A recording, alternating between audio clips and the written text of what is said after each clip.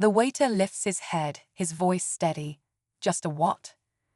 The woman swallows hard. She's lost control of the moment, and she knows it. But what she does next shocks everyone. Instead of walking away, she picks up one of the bills she had thrown on the table and holds it out to him. "Sing another song," she says, her voice softer this time. But this time, it doesn't sound like a command. It sounds like a request. The waiter looks at her, then at the business card still in his other hand. His heart pounds. He has a choice to make. And the entire restaurant is waiting to see what he'll do next. The restaurant is silent, waiting. The waiter's fingers tighten around the business card, his heart pounding. He looks at the wealthy woman, at the bill she's holding out. For the first time, there's no mockery in her expression, just something he can't quite read. The moment stretches, heavy with unspoken words.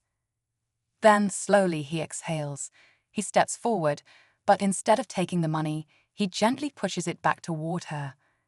"I don't sing for money," he says, his voice steady. "Not like this." A ripple of whispers spreads through the crowd. The woman's lips part slightly, caught off guard. No one had ever turned down her money before. No one had ever denied her power. She stares at him, something flickering in her eyes, frustration, embarrassment, or something else entirely. The older man watches closely, intrigued. "Then what do you sing for?" he asks. The waiter looks around the room, at the people still watching him, waiting. And then, without another word, he closes his eyes and begins to sing again. But this time, it's different. This time, it's not for her, not to prove a point. This time, it's for himself. His voice is richer, fuller, unburdened by the weight of the moment. It's not about defiance anymore. It's about passion, about something that can't be bought or controlled. The melody flows effortlessly, pulling everyone in, silencing even the whispers. The elderly woman in the corner wipes away another tear. The couple leans in, drawn into the magic of it. Even the restaurant staff stops what they're doing, caught in the moment. And then something no one expects happens. The wealthy woman, the same one who tried to humiliate him, the same one who had scoffed at the idea of his talent, she slowly sinks back into her chair. Her shoulders drop, her gaze softens. And then, almost hesitantly, she reaches for her glass of wine and takes a quiet sip, listening, really listening.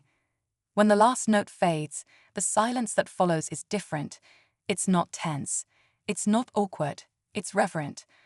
The businessman smiles, impressed. "You don't need my card," he says simply. "You already know who you are." He nods toward the other diners. "And now, so does everyone else." The waiter looks down at the card still in his hand, then at the people around him. A slow realization washes over him. He had never needed validation from her, or from anyone. His voice had already spoken for itself. The wealthy woman doesn't say a word. She finishes her drink, sets the glass down carefully, and without another glance, stands up and walks toward the door. But just as she reaches it, she pauses for the briefest moment. Then, with a deep breath, she walks out, disappearing into the night. The waiter watches her go, not with anger, not with triumph, just understanding. Some lessons take longer to learn. The manager lets out a breath, finally breaking the silence. Then, one by one, people start clapping. It's not loud, it's not dramatic, it's warm, genuine. The waiter smiles, tucking the business card into his pocket. He doesn't know what comes next. But for the first time in a long time, he knows one thing for sure. His voice will never be silenced again. As the applause dies down, the restaurant slowly returns to life, but something feels different. The energy in the room has shifted, like everyone has just witnessed something bigger than a song. The waiter takes a deep breath, feeling lighter, freer. He doesn't know what will come of tonight, whether he'll take the businessman's offer or continue down his own path. But for the first time, he's not afraid of what's next. The manager gives him a small nod, one that says more than words ever could. The elderly woman smiles warmly, as if she sees something in him that reminds her of someone she once knew. The couple, still holding hands, whispers to each other, their eyes filled with admiration.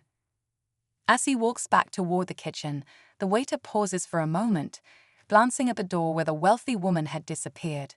Maybe she'll forget this night. Maybe she won't, but he knows he never will. Jordan hesitated, glancing at Maya before speaking again.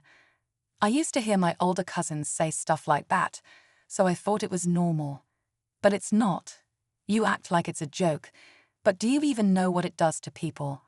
His words hung in the air, heavier than anyone expected. Maya stared at him, unsure if this was some kind of trick. Was he actually standing up for her, or was this another setup? The others didn't know what to say, and for the first time, they looked unsure of themselves. But before anyone could react, another voice spoke up, one Maya never thought she'd hear. Before Maya could process what was happening, another voice rang out from behind the crowd. I used to feel the same way. The hallway parted as Layla, one of the most popular girls in school, stepped forward. Everyone turned to her in shock. She had never been part of these conversations before. Layla glanced at Maya, then looked at the others. When I was younger, I hated my skin too. People made comments, and I started believing them. I even used to laugh at jokes like this just to fit in. Her voice wavered slightly, but she held her ground. But Maya's right. We should be proud of who we are, not ashamed. The tension in the air shifted. Some of the bullies looked down, avoiding eye contact.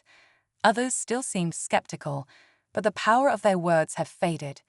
Maya had expected to stand alone, but here she was, stronger than ever, with voices echoing her own.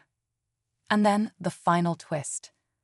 The school principal, who had been watching from a distance, finally stepped forward. "It's time we have a real conversation about this," she said. "In fact, we're going to." No one knew what that meant, but one thing was clear: change had begun. Over the next few days, something changed in the school. The whispers died down. The stares faded. And for the first time, Maya felt like she could walk through the hallways without carrying the weight of their words. The principal followed through on her promise, organizing an open discussion about respect and identity. Students who had once laughed sat in silence, listening, really listening, for the first time. Maya still had moments of doubt, but she knew now that her voice had power. She had faced the very people who tried to tear her down and showed them something they weren't expecting: strength. Jordan and Layla's words had surprised her, but in the end, it wasn't about them. It was about every person who had ever felt like they weren't enough. As she stepped outside into the sunlight, she smiled.